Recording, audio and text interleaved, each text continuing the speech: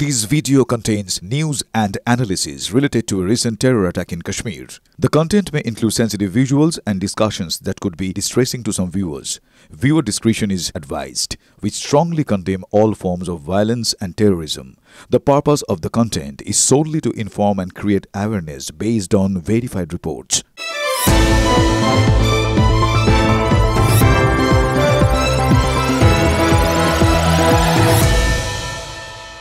ভারতীয় নাগরিক, ভারতীয় পাসপোর্ট, অথচ ভারত পাক সীমান্তে দাঁড়িয়ে বলছেন ঘরে যাব।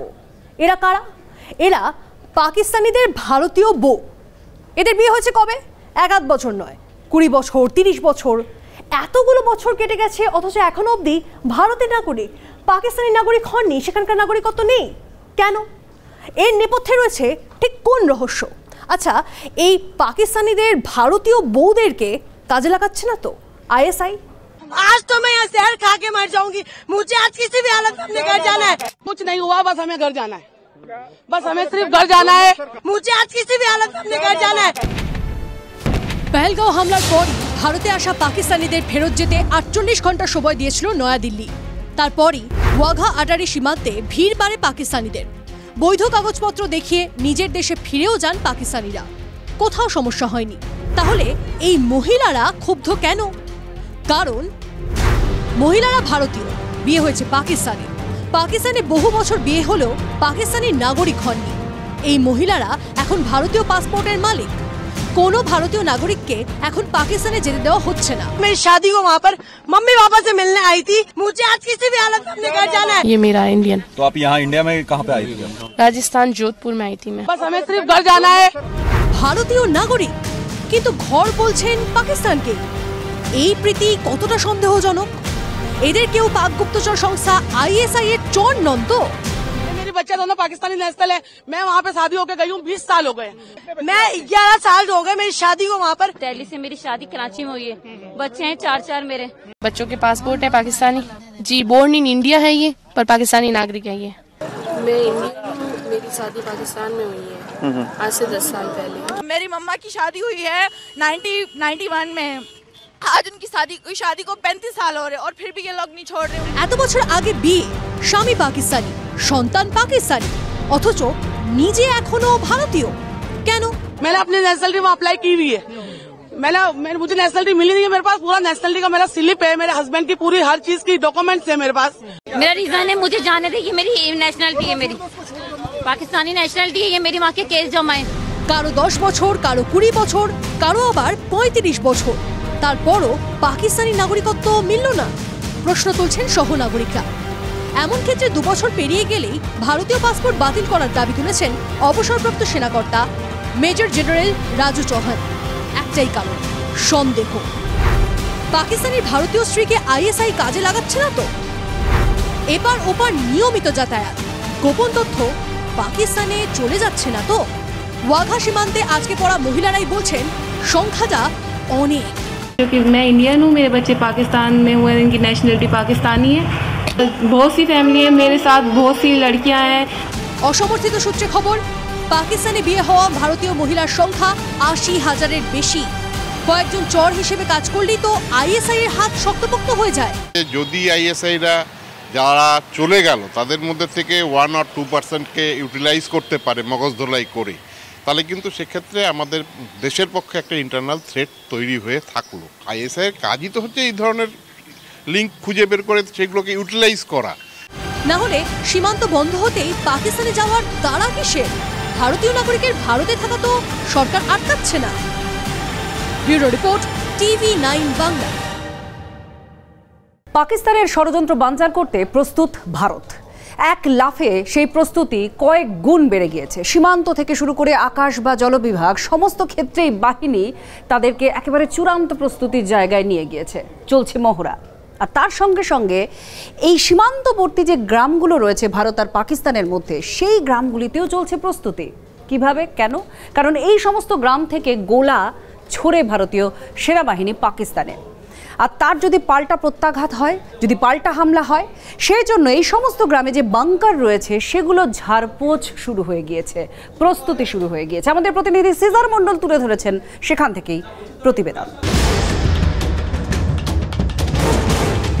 ভারত পাকিস্তান সীমান্তে যত উত্তেজনা বাড়ছে ততই আতঙ্ক বাড়ছে কাশ্মীরের সীমান্তবর্তী গ্রামগুলিতে।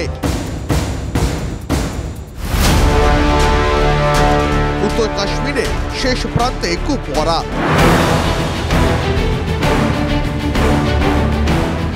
যার তিন দিকেই পাক অধিকৃত কাশ্মীর।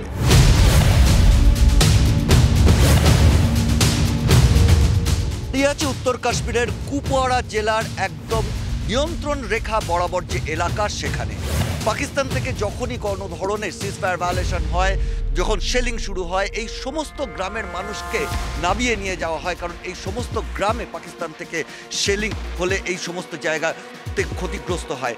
আমি আপনাদের দেখাবো এই নিচে যে নদীটা যাচ্ছে, এই নদীর সোজাসুজি যে পাহাড়টা রয়েছে, এই পাহাড়ের ঠিক ওপারটাই হচ্ছে পাক অধিকৃত কাশ্মীরের লিপা ভ্যালি। গত কয়েকদিনও লিপা ভ্যালি থেকে বেশ কয়েকবার একাধিক জায়গায় নিয়ন্ত্রণ রেখার সেখানে কিন্তু সিজফায়ার ভায়োলেশন হয়েছে।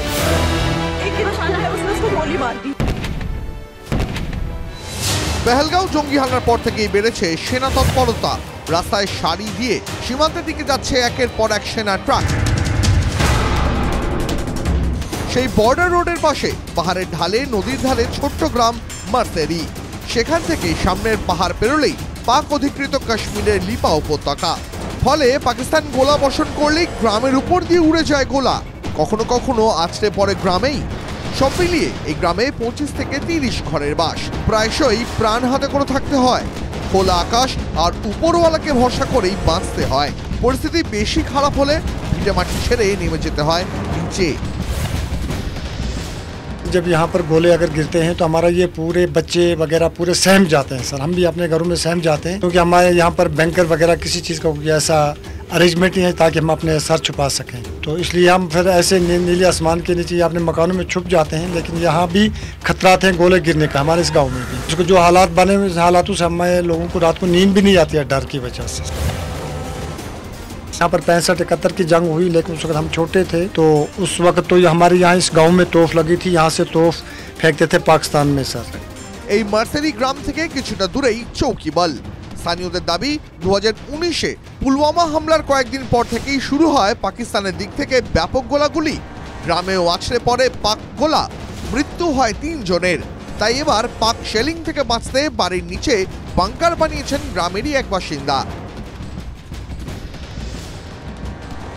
মূল বাড়ির থেকেই একটা দরজা বেরিয়ে গেছে এবং সেখান থেকে এই বাংকারটা তৈরি হয়েছে। একদম কংক্রিটের মোটা যে কংক্রিট, যাতে কোনোভাবে পাকিস্তানের দিক থেকে শেলিং হলে যাতে তার তলায় বাংকারে যাতে কোনো ক্ষতি না হয়, তার জন্য অন্তত আমরা দেখতে পাচ্ছি প্রায় 1.5 ফুটের কংক্রিটের মোটা দেওয়াল ওপরে রয়েছে এবং তার তলায় এরকমই একটা ছোট্ট প্রায় 3.5-4 ফুটের দরজা এবং দরজার তলায় একটা বড় ঘর, প্রায় 12 থেকে 14 ফুটের 12 बाई 14 फुटेर एक घर रही है। ये साइड ये तो लगभग 3 फुट है, 3 फुट। ये पूरा कंक्रीट में बना है। ये कम से कम इसको 20 इंच पड़ा है ऊपर, जो स्लैब पड़ा है इसको। इसमें लोहा इसमें कम से कम 120 सीमेंट के बैग लगे होंगे खाली इसमें ऊपर वाले में। हमारी एक कज़न थी, वो उसकी डेथ हो गई थी, और हमारा एक बच्चा था यहाँ पर 15 साल का, उसकी भी डेथ हो गई थी, और एक छोटा बच्चा था 3-4 साल का इधर पार तुमना में, उसकी भी डेथ हो गई थी उसमें, उस शेलिंग में। 10 लाख रुपया लगा, अपनी लागत से बनाया ये। क्यों इतने रुपया खर्चा क्यों किया? शेलिंग होती है तो अयाल बहुत बड़ा है, 25 आदमी हैं घर में हम, फिर छुपने के लिए इधर अंदर आ जाते हैं। बच्चे हैं, उनको हार्ट प्रॉब्लम, माँ है वो बूढ़ी है, उसको हार्ट प्रॉब्लम है, डर जाते हैं बच्चे। পেহেলগাঁওতে জঙ্গি হানার পর সীমান্তে তৎপরতা বেড়েছে। ফের যুদ্ধবিরতি লঙ্ঘন শুরু করেছে পাকিস্তান। ফের আতঙ্ক গ্রাস করেছে সীমান্তবর্তী এলাকার মানুষগুলোকে। ক্যামেরায় তুষার ঘটকের সঙ্গে সিজার মন্ডলের রিপোর্ট, কুপওয়ারা, জম্মু কাশ্মীর। পেহেলগাঁওয়ের অপরাধীদের শাস্তি দেওয়া হবে, দেশবাসীকে কথা দিলেন প্রধানমন্ত্রী নরেন্দ্র মোদী। শহীদদের পরিজনেরা তারা ন্যায় পাবেন, আবারও আশ্বাস রেডিও বার্তায় প্রধানমন্ত্রীর। हर भारतीय का खून आतंकी हमले की तस्वीरों को देखकर खौल रहा है। पहलगाम में हुआ ये हमला आतंक के सरपरस्तों की हताशा को दिखाता है। उनकी कायरता को दिखाता। भारत के हम लोगों में जो आक्रोश है वो आक्रोश पूरी दुनिया में है। ভারতে ফাটল তৈরি করতে সন্ত্রাসের ঘা দিয়েছিল পাকিস্তান। নিরীহ মানুষের রক্তপাত দেশের ঐক্যকে জমাট করে দিয়েছে। 140 কোটি মানুষ এক সুরে এক স্বরে প্রতিশোধ চাইছে। অভূতপূর্ব পরিস্থিতিতে প্রধানমন্ত্রী নরেন্দ্র মোদীর রেডিও বার্তা, শহীদদের পরিজনেরা সুবিচার পাবেন, সন্ত্রাসে মদতদাতারা কঠোরতম শাস্তি পাবে। मैं पीड़ित परिवारों को फिर भरोसा देता हूं, उन्हें न्याय मिलेगा, न्याय मिलकर रहेगा। इस हमले के दोषियों और साजिश रचने वालों को कठोरतम जवाब दिया जाएगा। কঠোরতম শাস্তি কি, সুবিচার কিসে হবে? প্রধানমন্ত্রী নরেন্দ্র মোদী সেই সিদ্ধান্ত নেবেন। সর্বদল বৈঠকে প্রধানমন্ত্রীকে পাকিস্তানের বিরুদ্ধে যা খুশি পদক্ষেপ নেওয়ার স্বাধীনতা দিয়েছেন বিরোধীরা। সেই সুরি ধরা পড়েছে তৃণমূল সাংসদ কল্যাণ বন্দ্যোপাধ্যায়ের কথায়, যদিও ধৈর্যচ্যুতির ইঙ্গিত রয়েছে তাঁর কথায়। আমরা সমস্ত 140 কোটির বেশ মানুষ শুধু নয়, সব অপোজিশন আপনার সঙ্গে আছি আমরা, আপনি পদক্ষেপ নিন। কিন্তু আজকে 4-5 দিন হয়ে গেল কোনো পদক্ষেপ দেখতে পাওয়া যাচ্ছে না। কিন্তু তৃণমূলে কল্যাণ বন্দ্যোপাধ্যায়ের সহযোদ্ধা কুণাল ঘোষের ফোকাস অন্যদিকে। নরেন্দ্র মোদীর কঠোরতম আবার কঠোরতম কি বারবার হয়ে যায়, তারপরে সেটা থামে না কেন? কঠোরতম শিক্ষা বলতে কি, তার একটা ব্যাখ্যা তো ওনাকে দিতে হবে। এই কঠোরতম কঠোরতম কঠোরতম দিক থেকে মেরেই যাচ্ছে। তো সুতরাং কঠোরতমর ব্যাখ্যা তো ওনাকে দিতে হবে। প্রথম কথা, ওনার উচিত প্রথমে স্বরাষ্ট্রমন্ত্রীর কৈফিয়ত তলব করা। জঙ্গিরা পেহেলগাঁওয়ে শহীদদের পরিজনদের বলেছিল মোদীকে গিয়ে বলো। তৃণমূলও চ্যালেঞ্জ ছুটছে, এবার কিছু করে দেখাও। We believe in action. দেখি কত 72 ইঞ্চি ছাতি আছে কার। শান্তি ফিরলে আমাদের ভাইদের খুন হতো না। আমরা সবাই চাই যোগ্য জবাব। এখন শান্তি অশান্তির জায়গা নয়, ভারতের সম্মান। রাজ্যবাসীর সামনে কেন্দ্রকে প্রশ্নের মুখে দাঁড় করাচ্ছে তৃণমূল। বঙ্গ বিজেপি আশ্বস্ত করছে, প্রধানমন্ত্রী বলেছেন যখন, প্রতিশোধ অবশ্যই নেওয়া হবে। এর বদলা দেশের সরকারকে নিতেই হবে। এটা সমগ্র ভারতবাসী হিসেবে আমাদের আবেদন, দাবি এবং আমাদের সকলের বিশ্বাস নরেন্দ্র মোদীজির উপর আছে। পুলওয়ামা হত্যাকাণ্ডের পরে তিনি যেভাবে ভিতরে ঢুকে সার্জিক্যাল স্ট্রাইক করেছিলেন, আমরাও সেটা চাই। 140 কোটি মানুষকে নিয়ে সন্ত্রাসবাদীদের বিরুদ্ধে ভারতবর্ষ লড়াই করছে, আগামী দিনেও লড়াই করবে মাননীয় প্রধানমন্ত্রীর নেতৃত্বে। এবং উনি যেভাবে বলেছেন যে ওয়ার্ল্ডের শেষ প্রান্তে যেতে গেলেও আমরা যাব, কিন্তু যারা অপরাধী তাদেরকে আমরা বিচার ব্যবস্থার সামনে আনব, মানে তাদেরকে শাস্তি দেব এবং এমন অবস্থা করব যারা জীবনে আগামী দিনে যেন ভারতবর্ষের দিকে তাকাতে তাদের যেন বুক কাঁপে, সেই অবস্থা আমরা করব। পেহেলগাঁওয়ে হিন্দু পর্যটকদের গণহত্যাকে কেন্দ্র করে নতুন ধরনের রাজনৈতিক টানাপোড়েন জন্ম নিচ্ছে রাজ্যে। বাকযুদ্ধের একটা নতুন অভিমুখ খুলে গিয়েছে। Bureau report, TV9 Bangla. কংগ্রেসের রেবন্ত রেড্ডির পর তৃণমূলের অভিষেক বন্দ্যোপাধ্যায়। পাক অধিকৃত কাশ্মীরের দাবি উঠল বিরোধী শিবির থেকে। পাকিস্তান যে ভাষা বোঝে তাকে সেই ভাষাতেই বোঝানো হোক। 140 কোটি ভারতবাসীর একটাই দাবি। 140 करोड़ भारतीय वासियों आपके साथ है। पीओके को पाकिस्तान को 2 टुकड़ा करो, पाक ऑक्युपाइड कश्मीर हिंदुस्तान में मिला दो। हम সংসদে দাঁড়িয়ে কেন্দ্রের অঙ্গীকার নয়, সড়কে দাঁড়িয়ে বিরোধীদের দাবি। গোটা দেশ একসঙ্গে পাক অধিকৃত কাশ্মীর ফিরিয়ে আনার দাবি জানাতে শুরু করেছে। মুখ্যমন্ত্রীদের মধ্যে তেলেঙ্গানার রেবন্ত রেড্ডি প্রথম দাবি তুলেছিলেন। তাঁরই কথার সুর শোনা গেল অভিষেক বন্দ্যোপাধ্যায়ের সোশ্যাল মিডিয়া পোস্টে। তিনি লিখেছেন, সার্জিক্যাল স্ট্রাইক বা পাকিস্তানকে প্রতীকী হুঁশিয়ারির সময় এটা নয়। পাকিস্তান যে ভাষা বোঝে সেই ভাষাতেই তাদের শিক্ষা দেওয়ার সময় এসেছে। পাকিস্তান অধিকৃত কাশ্মীর ফিরিয়ে আনার এটাই সময়। পাক অধিকৃত কাশ্মীর তো পাকিস্তান অধিকার করে রেখেছে, জবরদখল করে রেখেছে। তো সুতরাং সেটা পুনরুদ্ধারে অভিষেক বন্দ্যোপাধ্যায় আমাদের সর্বভারতীয় সাধারণ সম্পাদক যে কথা বলেছেন, এটা তো একেবারে বাস্তব। তো সেক্ষেত্রে অভিষেক বন্দ্যোপাধ্যায় যে পাক অধিকৃত কাশ্মীর সেটাকে জবরদখল মুক্ত, পাকিস্তান মুক্ত করার কথা বলেছেন, তো সেটা একদম একটা ইতিবাচক সঠিক বার্তা। মালদা মুর্শিদাবাদে ওয়াকফ আগ্রাসন নিয়ে তৃণমূলকে খোঁচা দিচ্ছে বিজেপি। সেই অপরাধীদের বিরুদ্ধে কি ব্যবস্থা নেওয়া উচিত তা বলুন অভিষেক। বলছে বিজেপি, পিওকে অনেক দূর। এই যে আমাদের মুর্শিদাবাদ বা মালদায় মোথাবাড়িতে শামশেরগঞ্জে যে ঘটনাগুলো ঘটেছে, তো সেখানে জবাব দেওয়ার জন্য কোন পদ্ধতি ব্যবহার করা দরকার সেটা যদি অভিষেক বাবু একটু বাতলে দেন। যারা এই ধরনের একতরফাভাবে হিন্দুদেরকে পিটিয়ে মেরেছে বাড়ির মধ্যে, তাদেরকে কিভাবে নিকেশ করা যায় সেই সম্পর্কে যদি তিনি টুইটারে মত প্রকাশ করেন, সেটা মনে অনেক কার্যকরী হবে। পাক অধিকৃত কাশ্মীরের জন্য প্রাণ দিতেও প্রস্তুত। সংসদে দাঁড়িয়ে একবার বলেছিলেন কেন্দ্রীয় স্বরাষ্ট্রমন্ত্রী অমিত শাহ। এখন বিরোধীরা একজোট হয়ে দাবি তুলছে, যত মূল্যই দিতে হোক পাকিস্তান অধিকৃত কাশ্মীর ফিরিয়ে আনতে হবে। তবে এই ভিড়েও ভিন্ন স্বর রয়েছে। কর্ণাটকের মুখ্যমন্ত্রী সিদ্ধারামাইয়া বলেছেন তিনি পাকিস্তানের সঙ্গে যুদ্ধের পক্ষপাতী নন। पाक संबाद माध्यम সেই বক্তব্য বড় করে প্রচার করছে। भारत के अंदर से भी जंग के खिलाफ आवाजें उठना शुरू हो गई हैं। भारतीय रियासत कर्नाटक के वजीर आला सिद्धारामैया ने कहा है कि पाकिस्तान के साथ जंग की कोई जरूरत नहीं है। पहलगाम वाकया सिक्योरिटी की नाकामी है, वो पाकिस्तान के साथ किसी जंग के हक में नहीं है। जंग मुखालिफ बयान पर बीजेपी रहनुमाओं की जानिब से वजीर आला कर्नाटक को शदीद तनकीद का निशाना बनाया जा रहा है।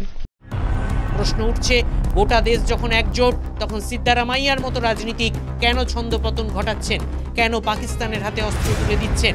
তবে দুই একটি ব্যতিক্রমকে অগ্রাহ্য করলে দেখা যাচ্ছে সব রাজনৈতিক দলই সমস্বরে প্রতিশোধ চাইছে। Bureau report, TV9 Bangla. বিরোধী শিবিরে এবার বন্ধু পেলেন প্রধানমন্ত্রী নরেন্দ্র মোদী। পেহেলগাঁওয়ের ঘটনার পর বারবার বিরোধীদের আক্রমণ এসেছিল নরেন্দ্র মোদীর দিকে ধেয়ে, তার দলের দিকে ধেয়ে, কেন্দ্রীয় সরকারের দিকে ধেয়ে। কিন্তু এবার কংগ্রেস সাংসদ শশী থারুর যা বললেন তাতে কিছুটা বন্ধুত্বপূর্ণ বার্তা পাওয়া গিয়েছে। কারণ শশী থারুর বলেছেন যে কোনো গোয়েন্দা ব্যবস্থাই নিশ্ছিদ্র হতে পারে না। ইসরায়েলের ক্ষেত্রেও সেখানে কিছু ফুটো ছিল। তার কারণ তিনি এটা বলতে চাইছেন যে প্রত্যাঘাতের পর এক্ষেত্রে স্পেশালি তিনি বলতে চাইছেন প্রত্যাঘাতের পর বুঝতে পারা যাবে যে কোথায় কোথায় কোনো গলদ, আদৌ গলদ আছে কিনা। শুধু তাই নয়, তিনি এক্ষেত্রে এটাও বলেছেন যে এবারে যে প্রত্যাঘাত সেটা অন্যান্য বারের থেকে, মানে অতীত অভিজ্ঞতার থেকে আরও অনেকটাই জোরদার হবে। ফলে যে কারণে শুরুতেই বললাম যে এবার বিরোধী শিবির থেকেও একটা বন্ধুত্বপূর্ণ বার্তা পেলেন প্রধানমন্ত্রী নরেন্দ্র মোদী। পেহেলগাঁওয়ে নিরাপত্তায় গাফিলতি হয়েছে, গোয়েন্দা তথ্যে ফাঁক ছিল। সর্বদল বৈঠকে সেটা স্বীকার করে নিয়েছে কেন্দ্রীয় সরকার। তারপরেই বিরোধীরা ঐক্যবদ্ধভাবে কেন্দ্রের পাশে দাঁড়িয়েছে। আপাতত পাকিস্তানকে শিক্ষা দেয়াই অগ্রাধিকার, তারপর কার গাফিলতি তা খুঁজে বের করা যাবে। তবে কংগ্রেস সাংসদ শশী থারুর মনে করেন কোনো নিরাপত্তাই 100% নিশ্চিদ্র হতে পারে না। ইসরায়েলের বিশ্বখ্যাত নিরাপত্তাও 100% নিশ্চিদ্র ছিল না।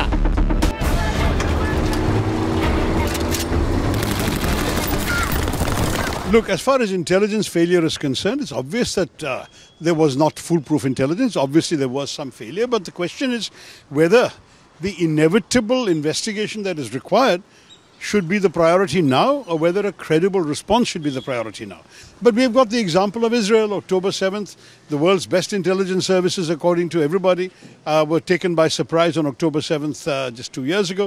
And my own view very clearly is that it seems to me that just as the Israelis are waiting till the end of the war before they demand accountability and answers, similarly, we too should first see the present crisis through, and then definitely there should be an accounting. But I don't expect at any time now or in the future that any country will ever have 100% foolproof intelligence. Pakistan প্রতিবাদ জঙ্গি অনুপ্রবেশ ঘটিয়ে হামলা করে, তারপর অস্বীকার করে। একসময় আন্তর্জাতিক তদন্তে পাকিস্তানের যোগসূত্র প্রমাণ হয় এবং ভারতকে সকলে মিলে শান্ত থাকতে বলে। শশী থারুর বলেন এই নাটক দীর্ঘদিন ধরে চলছে, কিন্তু সার্জিক্যাল স্ট্রাইক ও বালাকোট এয়ার স্ট্রাইকের পর ভারত দেখিয়েছে আমাদের দৃষ্টিভঙ্গি বদলে গিয়েছে। এবারের হামলা আরও বড় হবে। Now today I think we're going to see something more than that. I think it's very clear that while we have a whole range of options, diplomatic, economic, intelligence sharing, covert action, overt action, all of that, some sort of visible military response is unavoidable. I think the nation is demanding it and expecting it. No one knows what it will be, where it will be, and when it will be. but I am convinced there will be some response. No, I'm sure it won't be too long in coming, but obviously the government will not signal what it is until it's happened. I mean, you have some desire to show some element of surprise in what you do, but there will certainly be a response. And what is more, I believe the nation will support whatever response the government judges appropriate, because we are no longer going to take this lying down. PPP নেতা বিলাবল ভুট্টো জারদারি হুমকি দিয়েছেন সিন্ধুর জলবন্ধে রক্তের নদী বইবে। শশী থারুর বলছেন রক্ত বইলে বইবে, কিন্তু পাকিস্তানের তরফেই রক্তপাত বেশি হবে। Bureau report, TV nine Bangla. উপত্যকার বুকে জারি প্রত্যাঘাত, একের পর এক জঙ্গিদের বাড়ি গুঁড়িয়ে দিচ্ছে ভারতীয় সেনা, আর তাতে বিন্দুমাত্র সহানুভূতিও দেখাচ্ছেন না পড়শি কাশ্মীরিরা। কারণ যাদের বাড়ি গুঁড়িয়ে দেওয়া হচ্ছে সেই জঙ্গিদের সঙ্গে পাক যোগ। আদিলের সঙ্গে, জঙ্গি আদিলের সঙ্গেও পাকিস্তানের যোগের বড় তথ্য সামনে এসেছে।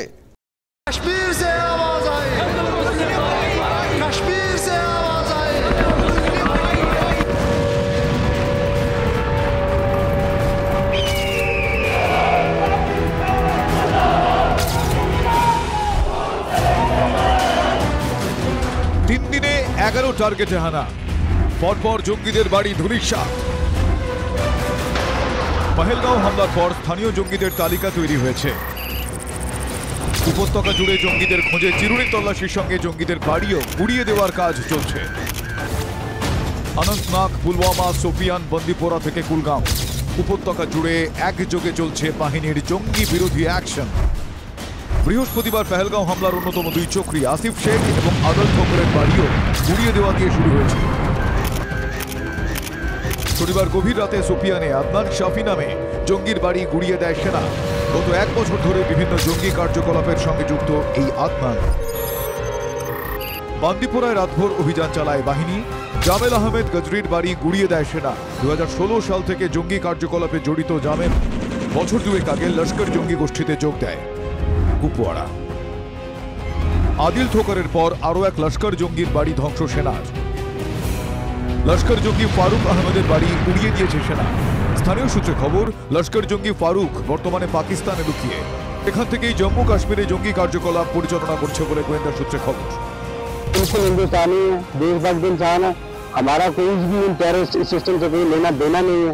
हमारी तरफ से जो टेररिस्ट है वो पाकिस्तान में हो या इधर हो, उसको जहां मिले ढूंढ के मारे। ত্রালে এক জৈশ জঙ্গির বাড়ি বিস্ফোরণে উড়িয়ে দেওয়া হয়। ওই জৈশ জঙ্গির নাম আমির নাজির। তার নামও জঙ্গিদের খাতায় উঠেছে আগেই।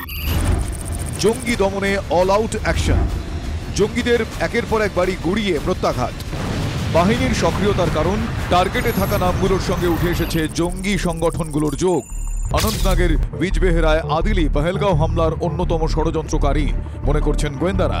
তার সঙ্গে সরাসরি পাকিস্তান যোগ পাওয়া গিয়েছে। 2018 সালে স্টুডেন্টস ভিসা নিয়ে পাকিস্তানে যায় আদিল। লস্করি তৈবার শিবিরে যোগ দেয়। পরিবারের সঙ্গেও যোগাযোগ বিচ্ছিন্ন করে দেয় সে। 6 বছর পর 3 থেকে 4 জন জঙ্গিকে সঙ্গে নিয়ে পুঞ্চ রাজৌরি সেক্টরের দুর্গম এলাকা দিয়ে কাশ্মীরে আবারও ঢোকে আদিল। বিজবেহেরায় আদিলের বাড়ি বিস্ফোরণে গুড়িয়ে দিয়েছে বাহিনী। তল্লাশি চালিয়ে তেমন কিছু পাওয়া যায়নি। খুঁজে পাওয়া যায়নি কোনো ডিজিটাল ফুটপ্রিন্ট। সিজার মন্ডল, ইরফান কুরেশির রিপোর্ট, টিভি9 বাংলা।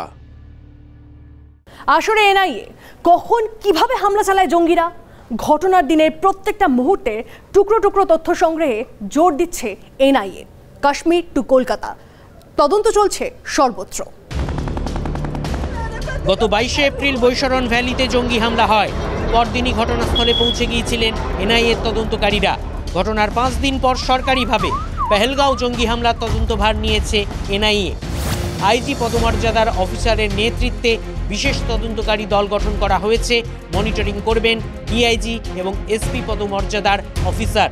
কোথা দিয়ে জঙ্গিরা বৈশারণ ভ্যালিতে ঢোকে, তখন কিভাবে হামলা হয়, পর্যটকদের সঙ্গে কি করা হয়েছিল, কোন পথে পালালো জঙ্গিরা, প্রতিটা বিষয়ের পুঙ্খানুপুঙ্খ তথ্য জোগাড় করার চেষ্টা চালাচ্ছেন তদন্তকারীরা। নিজেদের মধ্য করে ঘটনার একটা পুনর্নির্মাণ করার চেষ্টা করছেন যে কিভাবে জঙ্গিরা এই ঘটনাটা ঘটিয়েছে, এবং একই সঙ্গে এন্ট্রি এক্সিট রুট, অর্থাৎ জঙ্গিরা যে পথ দিয়ে এসেছিল এবং যে পথ দিয়ে পালিয়ে গিয়েছিল সেটাও কিন্তু তারা তদন্ত করার জন্য এই প্রত্যক্ষদর্শীদের বয়ানের উপর ভরসা করা রাখছেন। সংলগ্ন প্রায় 5 কিলোমিটার রেডিয়াসের যাদের বাড়ি রয়েছে, যাদের দোকানপাট বা যাদের চলাফেরা প্রায়শই থাকে, প্রত্যেক দিন প্রত্যেক মুহূর্তে থাকে, তাদের সঙ্গে কথা বলছেন তদন্তকারীরা। এটা যে ঘটনার আগে এবং পরে কোনো সন্দেহজনক গতিবিধি তাদের নজরে এসেছিল কিনা। প্রত্যক্ষদর্শীদের থেকে ঘটনার প্রত্যেক মিনিটের চোখে দেখা বিবরণ সংগ্রহ করছেন। একই সঙ্গে হামলায় নিহতদের পরিজনদের সঙ্গে কথা বলে তথ্য তালাশ করছেন গোয়েন্দারা। শনিবার পেহেলগাঁও কাণ্ডে হত বেহালার সমীর গুহর বাড়িতে যান জাতীয় তদন্তকারী সংস্থার আধিকারিকরা। কথা বলেন নিহতের স্ত্রী শবরী ও মেয়ে শুভাঙ্গীর সঙ্গে। সন্দেহভাজনদের স্কেচও আঁকানো হয়। রবিবার 3 সদস্যের এনআইএ টিম পৌঁছে যায় বিতান অধিকারীর বাড়িতে। স্ত্রী সোহিনীর বয়ান রেকর্ড করেন তারা। সমীর গুহর বাড়িতে এনআইএ টিম গেছিল, প্রায় 4 ঘন্টা ধরে ইনভেস্টিগেশন করে এবং তার পরিবারের লোকজনের বয়ান রেকর্ড করে।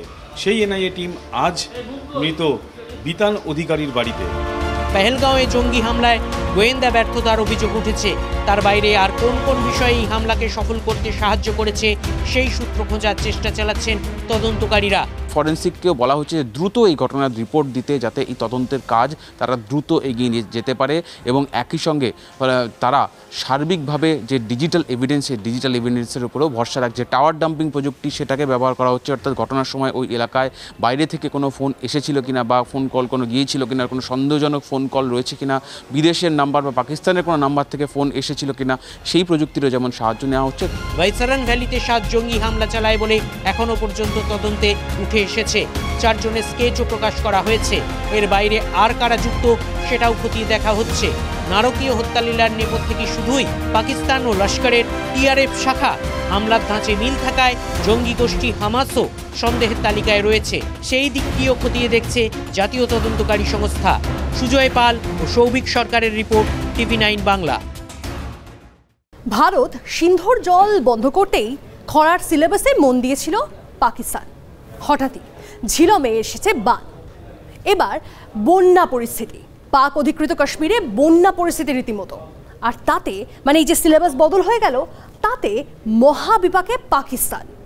আচ্ছা, এবার কি পাকিস্তান বুঝতে পারছে বা আঁচ পাচ্ছে যে ভারতের সিন্ধু এবং তার 5 উপনদী কতটা বড় অস্ত্র ভারতের জন্য? কি ভেবেছিল আর কি হলো? ভারতের চালে নাস্তানাবুদ পাকিস্তান। পাকিস্তানের সিলেবাসে ছিল ভারত জল দেবে না, খরা হবে। পরীক্ষার হলে ঢুকে পাকিস্তান দেখল শুধু ঝিলমের জল ছাড়তেই বন্যা। ভাসছে মুজাফফরবাদ সহ পাক অধিকৃত কাশ্মীর, ফসল নষ্ট। গুজর খান এলাকায় 2 জন ভেসে যাওয়ার খবরও এসেছে। मैं मौजूद हूँ मुजफ्फराबाद में दुमेल के मुकाम पर दरियाए झेलम के किनारे, जहाँ पर ये अभी इतलात मौसूल हुई है कि भारत की जानिब से चूंकि কথায় বলে বিনা মেঘে বজ্রপাত। পাকিস্তানের ছবি দেখে কি বুঝলেন? চড়া রোদের মধ্যেই ঝিলমে বন্যা। কারণ দিন কয়েক আগে কাশ্মীরে ভারী বর্ষণ, সেই জলই ক্রমশ নিচের দিকে নেমেছে। কিন্তু ঝিলমের জলস্ফীতির খবর ভারত পাকিস্তানকে জানায়নি। সিন্ধু চুক্তিতে ভারত আর নেই, ফলে দায়ও নেই। ফলে বন্যার জলে ডুবেছে ভাটির দেশ পাকিস্তান। ঝিলমের জল বেড়েই চলেছে। পাকিস্তানের হাল আরও খারাপ হওয়ার সম্ভাবনা। এই মুহূর্তে আমি দাঁড়িয়ে রয়েছি ঝিলম নদীর তীরে। আমার হাতের ডান দিকে যত দূর পর্যন্ত চোখ যাচ্ছে, বরফের পাহাড়ের ওপর থেকে জল নেমে এসে এই ঝিলম নদী সম্পূর্ণভাবে তীব্র গতি নিয়ে ভেসে চলেছে।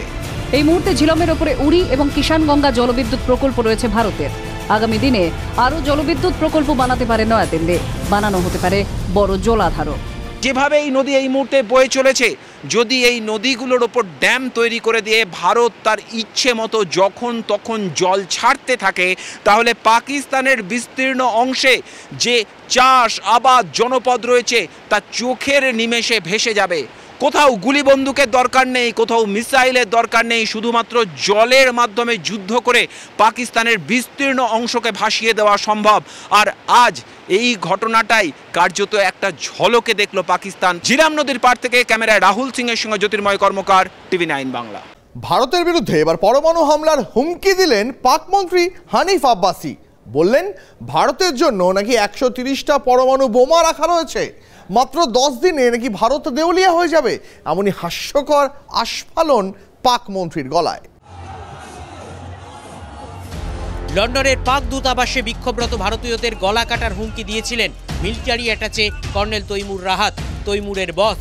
সেনাপ্রধান আসিম মুনির কয়েকদিন আগেই দ্বিজাতি তত্ত্ব উস্কে দিয়েছিলেন। Well, our forefathers they thought that we are different from the Hindus in every possible aspect of life. That was the foundation of the two nation theory that was laid there. That we are two nations. We are not one nation. তারপরই পেহেলগাঁওতে হিন্দু পর্যটকদের বেছে বেছে গণহত্যা করা হয়, যে গণহত্যায় পাকিস্তানি সেনার ইন্ধনের গন্ধ পাওয়া যাচ্ছে। এরপর পাকিস্তানিদের সঙ্গে দ্বিপাক্ষিক সম্পর্ক অনেকটাই গুটিয়ে ফেলেছে ভারত। সিন্ধু জলবন্টন চুক্তি আর মানা হচ্ছে না জানিয়ে দেওয়া হয়েছে। তারপরই হুঙ্কার দিতে শুরু করেছে পাকিস্তান। সে দেশের প্রতিরক্ষা মন্ত্রী খাজা আসিফ বলেছেন জল বন্ধ হলে যুদ্ধ হবে। পিপিপি নেতা বিলাওয়াল ভুট্টো জারদারি বলেছেন জল বন্ধ হলে রক্তের নদী বইবে। পাকিস্তানের মন্ত্রী হানিফ আব্বাসি বলেছেন পাকিস্তানের সব পরমাণু অস্ত্র ভারতের দিকে তাক করা রয়েছে। This will escalate the situation, and there's a possibility that there is a outbreak of all-out war, which will have serious repercussions not only for our region, for our countries, but rest of the world also. इस दरिया से हमारा पानी बहेगा या उनका खून बहेगा। उन्होंने कह दिया ना कि अगर हमारा पानी बंद करेंगे तो फिर जंग के लिए तैयार हो जाएं। ये जो गोरी, शहीन, गजनवी, ये चौकों में सजाने के लिए नहीं हमने रखे हुए, ये हमने हिंदुस्तान के लिए रखे हैं। बाबा, ये जो 130 एटॉमिक हमारे पास वेपन है, वो हमने सिर्फ मॉडल बनाने के लिए नहीं रखे हुए, और आपको पता ही नहीं कि हमने पाकिस्तान के किस किस हिस्से में रखे हुए हैं। ये दुनिया भी जानती है, आप भी जानते हैं। মুখে হুঙ্কার দিলেও অন্তরে কাঁপছে পাকিস্তান। সেনাপ্রধান ওয়াঙ্কারে আত্মগোপন করেছেন, পরিবারকে পাঠিয়েছেন বিদেশে। পাকিস্তানের অধিকাংশ সেনাকর্তার পরিবার বিদেশে নিরাপদ আশ্রয়ে চলে গিয়েছে। পাকিস্তানের কোনো রাজনীতিকও সপরিবারে দেশ ছেড়েছেন বলে খবর। প্রধানমন্ত্রী শেহবাজ শরীফ প্রস্তাব দিয়েছেন পেহেলগাঁও নিয়ে নিরপেক্ষ তদন্তের মুখোমুখি হতে প্রস্তুত পাকিস্তান। পাকিস্তানের অভ্যন্তরীণ মন্ত্রী মাহসিন নাকভিও একই কথা বলেছেন। জবাব দিয়েছেন কংগ্রেসের শশী থারুর, খুনির হাতে খুনের তদন্তের দায়িত্ব দেওয়া হয় না। Pakistan is open to participate in any neutral, transparent and credible investigation.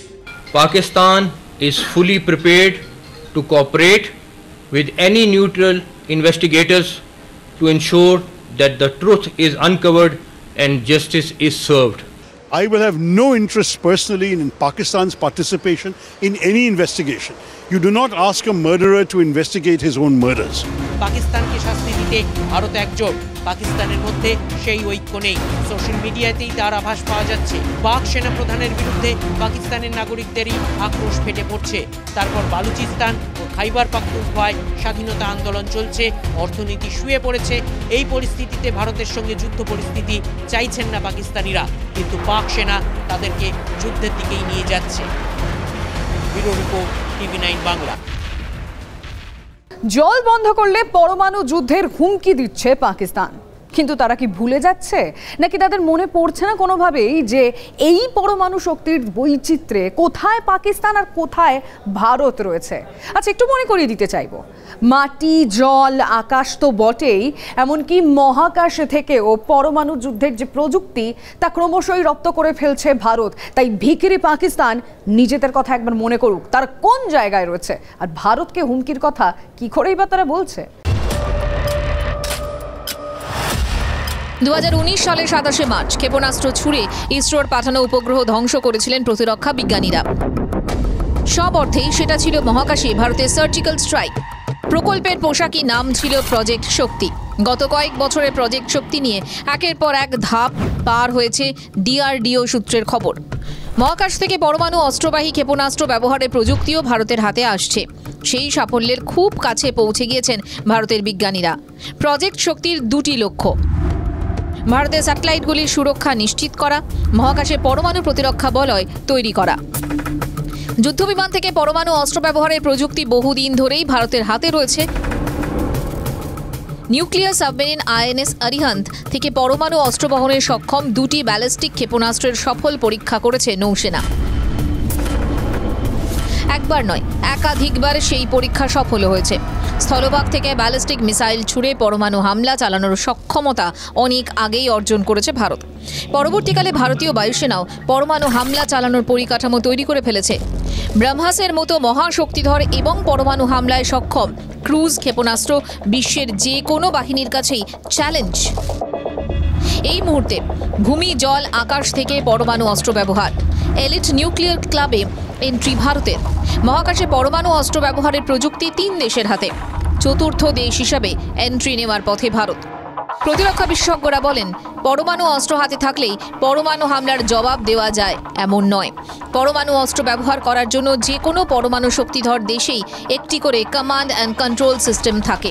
কিন্তু কোনো দেশ পরমাণু হামলার শিকার হলে ধ্বংসলীলা এত সাংঘাতিক পর্যায়ে পৌঁছানোর আশঙ্কা থাকে যে কমান্ড অ্যান্ড কন্ট্রোল সিস্টেম ভেঙে পড়ার সম্ভাবনা প্রবল। প্রথমে যারা পরমাণু হামলা চালাবে তারা কমান্ড অ্যান্ড কন্ট্রোল সিস্টেমটা ভেঙে দেওয়ার লক্ষ্য নিয়েই চালাবে, এমনটাও ধরে নেওয়া যায়। সেক্ষেত্রে পাল্টা পরমাণু হামলার সক্ষমতা হারিয়ে ফেলতে পারে আক্রান্ত দেশটি। তাই শুধুমাত্র দেশের মূল ভূখণ্ড বা স্থলভাগ থেকে পরমাণু হামলা চালানোর সক্ষমতায় সন্তুষ্ট হওয়া কাজের কথা নয় বলে প্রতিরক্ষা বিশেষজ্ঞদের মত।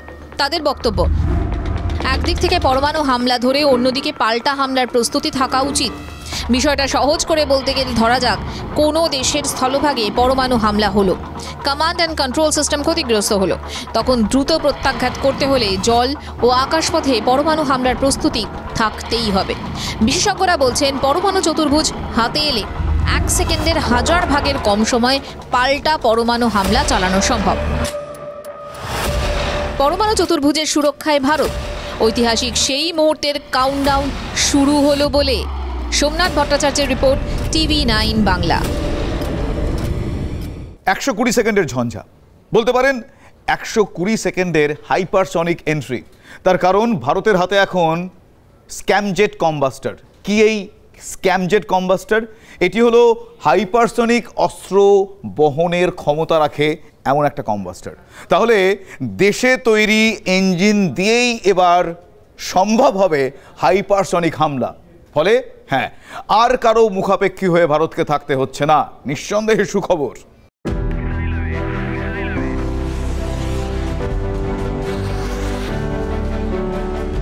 সবকিছু ঠিকঠাক চললে 2025 সালের শেষেই হাতে আসতো আরও একটা ব্রহ্মাস্ত্র, দুনিয়ার তৃতীয় দ্রুততম সুপার হাইপারসনিক মিসাইল ব্রহ্মাস শক্তি, অন্য নাম ব্রহ্মাস 2। নানা জটিলতায় সেই ডেডলাইন পিছিয়েছে। সেসব জটিলতা কাটিয়ে ফের পুরো দমে শুরু হচ্ছে প্রকল্পের কাজ। প্রতিরক্ষা মন্ত্রক সূত্রে খবর, 2027-এর মাঝামাঝি ভারতের হাতে আসবে ব্রহ্মাস শক্তি, MACH-6 ক্যাটাগরির হাইপারসনিক মিসাইল। শব্দের চেয়ে 6 গুণ গতির মিসাইলকে MACH-6 ক্যাটাগরিতে রাখা হয়। 1500 কিলোমিটার টার্গেটকে হিট করবে ব্রহ্মাস শক্তি। হাইপারসনিক মিসাইল ছুঁড়তে প্রয়োজন বিশেষ ধরনের লঞ্চ প্যাড ও ভেহিকলস, সেটাও ভারতের হাতে রয়েছে। আরও শক্তিশালী ভারত, হাতে হাইপারসনিক মিসাইল ভেহিকলস। শব্দের থেকে অন্তত 5 গুণ গতিতে ছোটে এমন চালকহীন আকাশযান হাতে পেতে চলেছে ভারতীয় সেনা। অর্থাৎ হাইপারসনিক মিসাইল ব্যবহারের পথে আরও এক কদম। সম্প্রতি হাইপারসনিক ভেহিকলসের চূড়ান্ত পর্যায়ের পরীক্ষা চালায় ইসরো ও ইন্টিগ্রেটেড ডিফেন্স স্টাফ। তারপরই টুইটে ইসরোর ঘোষণা, হাইপারসনিক ভেহিকলসের মহড়ার পরীক্ষা সফল। আমরা হাইপারসনিক ভেহিকলসের যাবতীয় শর্ত পূরণে সক্ষম হয়েছি। হাইপারসনিক টেকনোলজি ডেমনস্ট্রেটর ভেহিকল বা HSTDV হাতে পেলে এক ধাপে অনেকটা শক্তি বাড়বে সেনার। প্রতিরক্ষা বিশেষজ্ঞরা বলছেন, ভারতের হাতে ব্রহ্মাস, অগ্নির 5-এর মতো হাইপারসনিক ক্যাটাগরির মিসাইল আছে। হাইপারসনিক টেকনোলজি ডেমনস্ট্রেটর ভেহিকলে এদেরকে টার্গেটের মুখোমুখি নিয়ে যাবে। ইসরো সূত্রে খবর, মাত্র 20 সেকেন্ডের মধ্যে HSTDV 32.5 কিলোমিটার উচ্চতায় উঠে যেতে পারে।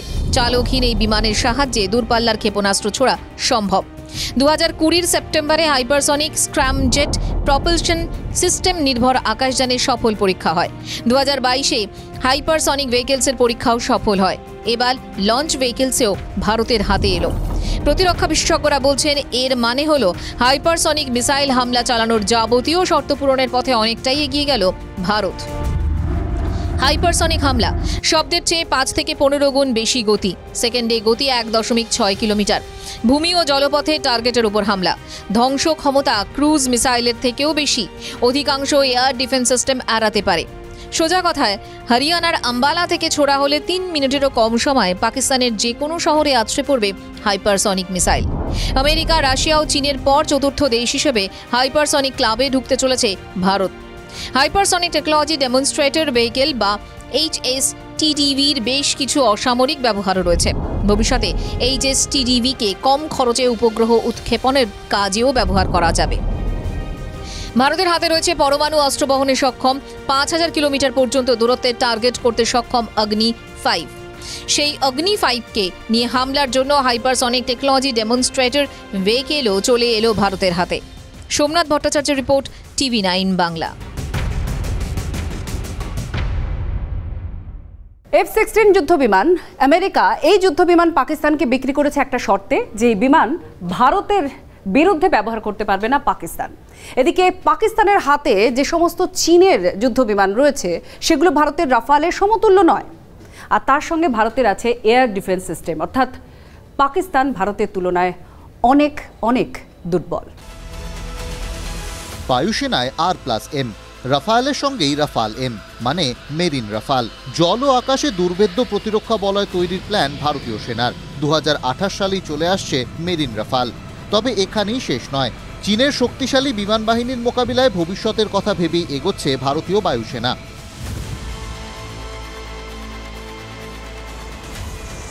দেশে যুদ্ধ সরঞ্জামের উৎপাদন ক্ষমতা বাড়ানো ও নিরন্তর সরবরাহের জন্য একাধিক পরিকল্পনা নেওয়া হয়েছে। স্বাধীনতার শতবর্ষ পূর্তিতে 2047 সালের মধ্যে ভারতের আকাশ দাপাবে অন্তত 1000 যুদ্ধবিমান। প্রেস্টিজিয়াস টার্গেটের দিকে ঝাঁপালো ভারতীয় বায়ুসেনা। ফাইটার এয়ারক্রাফট স্কোয়াড্রনের সংখ্যা বাড়িয়ে 60 করার লক্ষ্য বেঁধে দিয়েছেন বায়ুসেনার সিনিয়র কর্তারা। তাদের মতে দেশের প্রতিরক্ষাকে মজবুত করতে আকাশে ভারতীয় বায়ুসেনার প্রভাবকে অটুট রাখতে এবং যে দ্রুত হারে প্রতিদিন আন্তর্জাতিক সম্পর্কের সমীকরণ বদলাচ্ছে তার সঙ্গে পাল্লা দিতে বায়ুসেনাকে এই টার্গেট ছুঁতেই হবে। এই লক্ষ্য অর্জনে সবচেয়ে জরুরি লাল ফিতের ফাঁস থেকে যুদ্ধ সংক্রান্ত সরঞ্জাম কেনাকে মুক্ত করা। 2047-এর মধ্যে এইসব বিষয়ে নজরদারির পক্ষে মত দিয়েছেন প্রতিরক্ষা কর্তারা।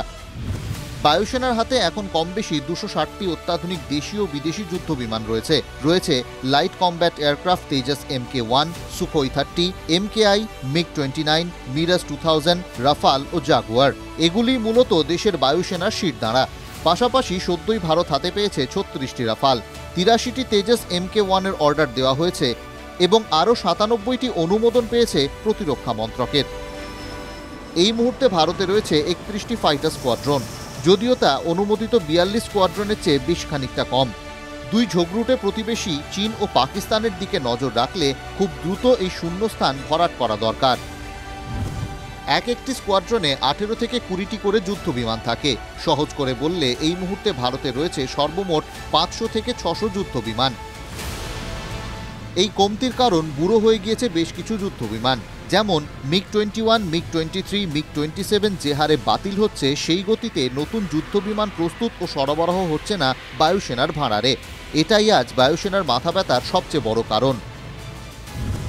2047-এ ভারত চাইছে 60টি স্কোয়াড্রন তৈরি করতে, যার মানে 1080 থেকে 1200টি যুদ্ধবিমান, যা বাস্তবায়িত হলে ভারতীয় বায়ুসেনার সক্ষমতা প্রায় দ্বিগুণ হয়ে যাবে। প্রতিবেশী চীন যেভাবে প্রতিদিন তাদের যুদ্ধবিমানের সংখ্যা বাড়াচ্ছে তার মোকাবিলা করতে ভারতের যুদ্ধবিমানের সংখ্যাও বাড়ানো অবিলম্বে জরুরি হয়ে পড়েছে। বেজিংয়ের লাল ফৌজের কাছে এই মুহূর্তে কম বেশি 1900টি ফাইটার জেট রয়েছে, যার মধ্যে J-20-র মতো 5th জেনারেশন যুদ্ধবিমানও রয়েছে। পাক বায়ুসেনার কাছেও JF-17-এর মতো যুদ্ধবিমান রয়েছে, যদিও পাক বায়ুসেনার ক্ষমতা ভারতের থেকে এখনও সহস্র যোজন পিছিয়ে। নয়াদিল্লির এখন লক্ষ্য আগামী 2 দশকে অন্তত আরও 500 থেকে 600টি নতুন যুদ্ধবিমান বায়ুসেনায় অন্তর্ভুক্ত করা। এর জন্য ত্রিমুখী নীতি অবলম্বন করেছে প্রতিরক্ষা মন্ত্রক। এক, মেক ইন ইন্ডিয়া ও আত্মনির্ভর ভারত প্রকল্পের অধীনে সম্পূর্ণ দেশীয় প্রযুক্তিতে প্রস্তুত বিমানের সংখ্যা বাড়ানো। দ্বিতীয়ত, আমেরিকা, ফ্রান্স, ইসরায়েলের মতো দেশের কাছ থেকে বিমান কেনা। তৃতীয়ত, আমেরিকা, রাশিয়ার মতো বন্ধু দেশের সঙ্গে যৌথ উদ্যোগে যুদ্ধ বিমান তৈরি করা।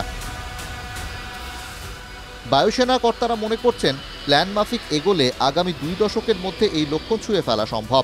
ভারতের এই লক্ষ্যে সবথেকে বড় ভূমিকা নেবে হিন্দুস্তান এরোট্রনিক্স লিমিটেড বা HAL। ইতিমধ্যেই বায়ুসেনা তাদের 180টি তেজস MK1 ও MK1A অর্ডার দিয়েছে। সেই সঙ্গে GF-414 ইঞ্জিন বিশিষ্ট তেজস MK2ও প্রায় তৈরি। তেজস MK2 হল 4.5 জেনারেশন যুদ্ধবিমান। বায়ুসেনার লাইট ফাইটার জেট স্কোয়াড্রনের তুরুপের তাস তেজস। 2047-এর মধ্যে অন্তত 200টি তেজস হাতে চায় সেনা। হ্যাল এবং এরোট্রনিক ডেভেলপমেন্ট এজেন্সি বা এডিএ যৌথভাবে 5th জেনারেশন যুদ্ধবিমান অ্যাডভান্স মিডিয়াম কমব্যাট এয়ারক্রাফট বা অ্যামকা তৈরি করছে।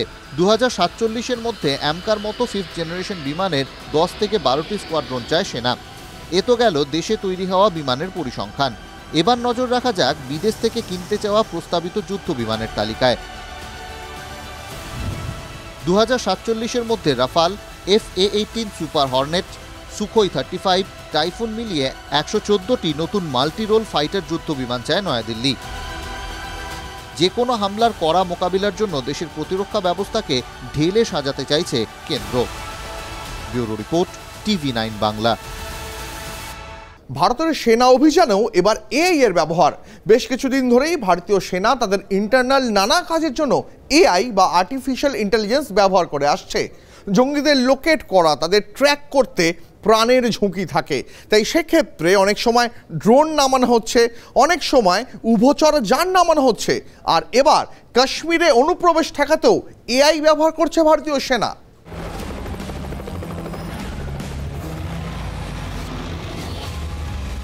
দুটো দৃশ্য বা সম্ভাবনা কল্পনা করা যাক।